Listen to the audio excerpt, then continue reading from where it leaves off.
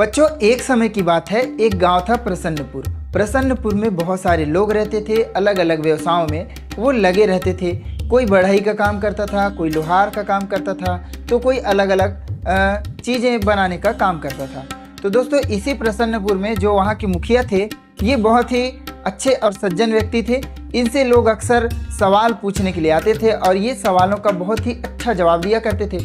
तो बच्चों का उनके आसपास भीड़ लगा रहता था, अलग अलग क्यूरियोसिटी बच्चों के मन में रहती थी और वो अक्सर प्रधान जी से सवाल पूछते थे। एक दिन बच्चों ने पूछा कि प्रधान जी, ये राष्ट्रीय आय क्या होता है? तब प्रधान जी ने उन्हें एक छोटी सी स्टोरी बताई। प्रधान जी ने कहा कि इस गांव में 3 लोग पहले लोग हैं जो निवास करते थे। इन 3 लोगों में एक लोहार का काम करता था, एक किसान था और एक बढ़ई था। तो इस गांव ने नियम बनाया कि जो भी हम प्रोडक्ट बनाएंगे उसे हम आपस में ही बेच देंगे। इस तरह से किसान का सामान बढ़ई ने ले लिया, बढ़ई का सामान लोहार ने ले लिया और इस तरह से उन्होंने अपना उत्पाद एक दूसरे को बेचा और तीनों को आय सृजन हुआ।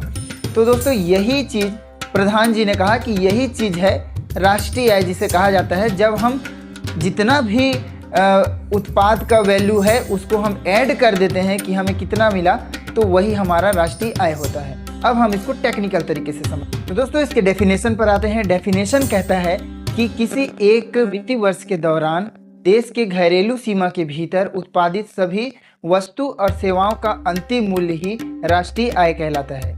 इसका मतलब ये है कि हमारे इस देश का एक इकोनॉमिक क्षेत्र है, जिस क्षेत्र के अंदर निवासरत जो हमारे निवासी हैं, जितना भी गुड्स एंड सर्विसेज का प्रोडक्शन करते हैं, उस प्रोडक्शन का जो वैल्यू है, जब हम उसको एक साथ जोड़ देते हैं कि कितना वैल्यू हुआ, तब हमको राष्ट्रीय आय की प्राप्ति हो जाती है। दोस्तों, राष्ट्रीय आय को 2 तरीकों से मापा जाता है, एक बाजारी मूल्य पर और दूसरा उसको वस्तु के उत्पादन मूल्य पर मापा जाता है। दोस्तों, ऐसा करना बहुत इम्पॉर्टेंट है कि हम किस मेथड का उपयोग कर रहे हैं अपने नेशनल आय को कैलकुलेट करने के लिए, क्योंकि ये बहुत बड़ा एक कैलकुलेशन होने वाला है। आप समझिए कि भारत इतना विशालकाय देश है, इसका इकोनॉमिक पूरा क्षेत्र है, उस क्षेत्र पर यहाँ तक कि जो हमारा विदेश में राजदूत जाता है, तो वो एम्बेसी जो होता है हमारा, जो बाहर विदेशों में, वो भी हमारे इकोनॉमिक क्षेत्र का हिस्सा है।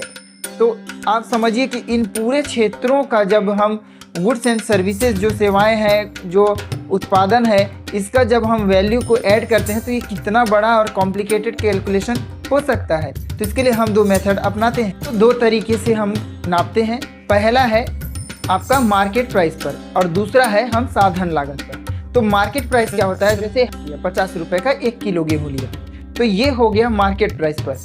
और दूसरा है दोस्तों साधन लागत पर। साधन लागत क्या होता है? जैसे जो चीज़ हमने आज 50 रुपये किलो गेहूँ खरीदा है, तो क्या खेत में भी इसका कीमत 50 रुपये था? नहीं दोस्तों, वहाँ इसका कीमत हो सकता है कि 30 रुपये है। अब हमने इसको कटवाया, प्रोसेस कराया, अब हमने उससे गेहूं के दानों को अलग करवाया, उसके बाद हमने गेहूं को बोरी में भरा और खेतों से हम मार्केट तक लेकर आए, मार्केट तक लाए, उसको बोरी में भरा, पैकेजिंग का हमने खर्च किया, फिर हम अब उसको बेच रहे हैं। तो दोस्तों, खेत से उसको मार्केट तक लाना, उसको पैक करना, इन सब चीज़ों पर जो हमने खर्च किया है, उन सबको भी तो हम जोड़ेंगे। इस पूरे प्रोसेस पर जितना भी हमने खर्च किया है, उस पूरे प्रोसेसिंग चार्ज को जोड़ने के बाद हमारा एक निश्चित मूल्य होता है जो कि 50 रुपये ठहर रहा है। तो दोस्तों, इसको साधन लागत पर कहते हैं। अब साधन लागत और मार्केट प्राइस में डिफरेंस क्या है कि मार्केट प्राइस में हम इनडायरेक्ट टैक्स जो लगता है उन सबको ऐड कर दिए हैं। जैसे मैंने आपको बताया कि कितने चीज़ें इसमें एक्स्ट्रा हमने पैसे खर्च किए। दोस्तों, इस तरह से हम जानते हैं कि मार्केट प्राइस पर इनडायरेक्ट टैक्सेस भी जुड़ जाते हैं, लेकिन फैक्टर कॉस्ट जो कि हम कह रहे हैं, उस पर जो हमारा साधन लागत पर, इस पर हम इनडायरेक्ट टैक्स नहीं लगता है, क्योंकि हमने कोई प्रोसेस वहाँ नहीं किया है खेतों पर, तो उसका टैक्स नहीं लगता है। जितना उसने पूंजी लगाया था उसके उत्पादन पर, बस उसी पूंजी पर ही आपको जो कीमत है उसको तय किया जाता है।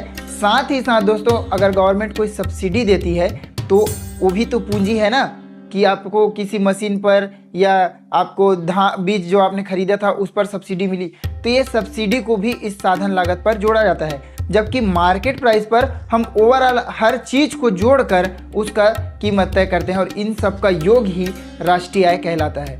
दोस्तों, यहाँ मैंने कहा हमारा इकोनॉमिक क्षेत्र, तो इकोनॉमिक क्षेत्र क्या है दोस्तों? सिर्फ भारत का क्षेत्र नहीं, वह क्षेत्र भी जो विदेशों में हमारे एम्बेसी हैं, विदेश के आसपास के जो टापू हैं जिसको हमने अर्जित करके रखा हुआ है, वो सब भी हमारा इकोनॉमिक एरिया है और वहाँ तक हम अपना व्यापार करते हैं। इन सब को हम नेशनल आय में शामिल करते हैं। साथ ही साथ विदेश में रह रहे जो भारतीय हैं, वो जो पैसे कमा रहे हैं और भारत भेज रहे हैं, वो भी हमारे नेशनल आय का हिस्सा होता है। तो इस तरह से दोस्तों यह है राष्ट्रीय आय।